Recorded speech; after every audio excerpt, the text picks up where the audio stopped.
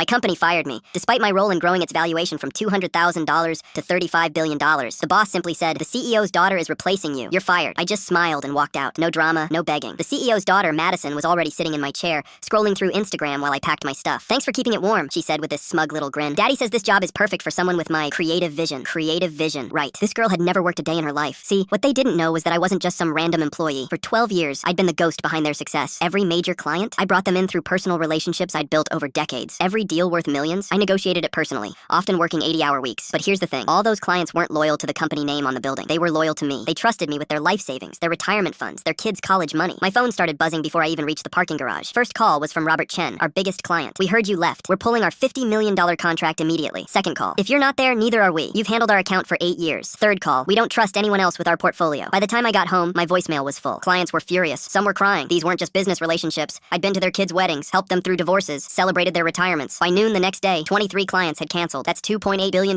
in revenue gone. The company's stock price dropped 40% in a single morning. Madison lasted exactly 4 hours before she was sobbing in the bathroom. Turns out, Daddy's little princess couldn't handle angry millionaires screaming at her about their missing money. She quit via text message to her father. But it gets even better. At 3 p.m., my old boss Marcus shows up at my apartment, sweating through his $3,000 suit and looking like he'd aged 10 years overnight. His hands were literally shaking as he knocked on my door. "Please," he begged before I could even say hello. "Come back. We'll triple your salary. We'll give you equity." The board is furious. Madison quit. 3 more department heads resigned this morning. The company is bleeding money. I opened the door wider and invited him in. Made him a coffee while he sat there desperately checking his phone every 30 seconds. "Marcus," I said, sitting across from him, "remember when I asked for that raise last year? You said the company couldn't afford it." His face went pale. "And when I suggested we hire 2 junior advisors to help with the workload, you said we needed to cut costs, not increase them." He nodded frantically. "We can fix all of that. Whatever you want." I smiled and slid a business card across the table. Funny thing is, I already started my own firm this morning. Filed the LLC paperwork yesterday, actually. "Thanks for giving me the final push I needed." His eyes went wide as he read the card. "Elite financial advisory. Personalized service. Proven results." "And thanks for the client list," I continued. "Turns out when you treat people like family for 12 years, they follow you anywhere." The blood drained from his face. "You can't. We have non-compete clauses." "Check my contract again, Marcus. I was classified as an independent contractor, remember? You did that to avoid paying benefits. Non-competes don't apply." He sat there in stunned silence as I explained how 18 of our biggest clients had already signed with my new firm. How I'd been planning this exit strategy for months after watching the CEO's incompetent family members get handed positions they never earned. "The company will survive," I told him as he stumbled toward the door. "Maybe Madison can apply for an entry-level position somewhere